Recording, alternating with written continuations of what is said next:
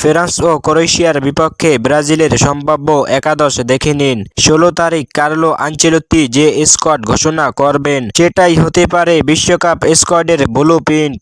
এই দুই ম্যাচে ব্রাজিল নামবে শক্ত প্রতিপক্ষের বিপক্ষে, তাই কার্লো এবার ফর্ম আর ব্যালেন্স এই দুইটাই দেখবেন। গোলকিপিংয়ে কোনো প্রশ্ন নেই, এলিসন বেকার। বড় ম্যাচে অভিজ্ঞতা আর নির্ভরযোগ্যতা। ডিফেন্সে সম্ভাব্য চেহারা মার্কোইনহোস, গ্যাব্রিয়াল। ডান পাশে ফর্মে থাকা ওয়েসলি আর বাম পাশে অভিজ্ঞ আলেক্সান্দ্রো। এখানে কোনো পরীক্ষা নয়, নিরাপদ অপশনই প্রাধান্য পাবে। মিডফিল্ডে পরিবর্তন আসছে, গুইমারেস ইনজুরিতে, তাই সে বাইরে থাকতে পারে। এই কারণে সুযোগ পেতে পারে এন্দ্রে সান্তোস। তার সঙ্গে থাকবেন অভিজ্ঞ ক্যাসেমিরো আর আক্রমণ গড়ার দায়িত্বে পাকুয়েতা।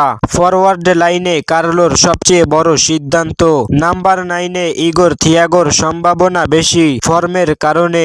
বর্তমানে তিনি প্রিমিয়ার লিগে ব্রাজিলিয়ানদের মধ্যে দুর্দান্ত গোলে রয়েছেন। এই কারণে প্রথমবার ইগোর থিয়াগো মুখ দেখা যেতে পারে। উইংয়ে রাফিনহা আর দুর্দান্ত ছন্দে থাকা অ্যান্টনি। বর্তমানে বেটিসের হয়ে আগুন ছন্দে রয়েছে অ্যান্টনি।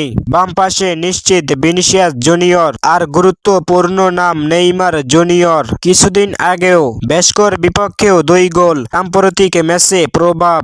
এই ফর্মে তাকে স্কোয়াডে রাখার সম্ভাবনা খুবই বেশি। নেইমার যদি এই স্কোয়াডে না থাকে তাহলে বিশ্বকাপের স্কোয়াডে না থাকার চান্স বেশি।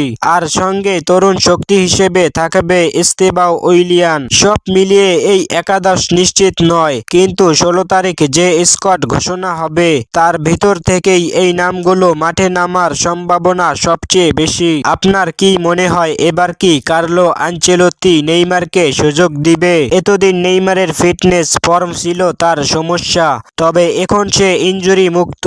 আর যখন নেইমার ইনজুরি মুক্ত থাকে তখন ডিফেন্ডাররা আতঙ্কে থাকে।